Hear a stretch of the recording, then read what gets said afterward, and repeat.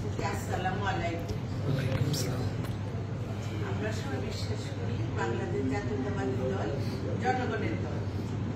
আপনারাও দেখছেন, যারা মুরব্বীরা আছেন, আপনারা দেখেছেন যে রাষ্ট্রপতি জিয়া রহমান কিভাবে জনগণের সাথে থাকতে, জনগণের পাশে থেকে তার দুঃখ দুর্দশা দূর করার চেষ্টা করেছে। ঠিক তারই ধারাবাহিকতায়, তারই সূর্যপুত্রস্বরী আমাদের নেতা জনাব তারেক রহমান আপনাদের পাশে এসে দাঁড়িয়েছে। আপনারা দেখছেন বিগত কয়েক বছর কিন্তু আপনাদের মাঝে যতটুকু সম্ভব দলের পক্ষ থেকে যতটুকু সম্ভব করে যাচ্ছে।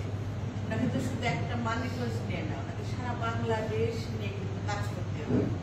সুতরাং আমি মনে করি আমরা অনেক ভাগ্যবান যে এরকম একটা নেতা আমরা পেয়েছি, যিনি সারা বাংলাদেশের মানুষের কথা চিন্তা করে প্রত্যেকটা সেটা সুখে হোক দুঃখে হোক আমাদের নেতা আমাদের পাশে। আপনারা এই পবিত্র রমজান মাসে তার জন্য দোয়া করবেন, উনি যেন সুস্থ থাকেন, উনি যেন সহি সালামতে বাংলাদেশে এসে আপনাদের পাশে দাঁড়াতে পারেন। আমরা যেন আগামীতে ধানের শীষে ভোট দিয়ে সকলে যেন সুন্দর মতন ভোট দিয়ে জনাব তারেক রহমানের হাতে বাংলাদেশের নেতৃত্ব তুলে দিতে পারি। তাহলে আমরা কিন্তু এই যে আমাদের দুঃখ কষ্ট যে আছে সেগুলি আমাদের দূর করা সম্ভব হবে। এখনো তো আমাদের দল ক্ষমতা আসে না, তারপরও কিন্তু জনগণের জন্য কাজ করে যাচ্ছে।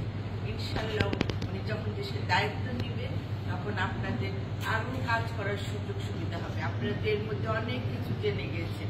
এই যে আমরা বিভিন্ন এলাকায় 31 দফা নিয়ে যাচ্ছি, সেখানে কিন্তু আপনাদের কথাই বলা হচ্ছে, আপনাদের পাশে দাঁড়ানোর কথাই বলা হচ্ছে, আপনাদের সন্তানদের কথা বলা হচ্ছে, আপনার সন্তানদের যাতে পরবর্তী সময় ভালো থাকে সেই বিষয়ে বলা আছে।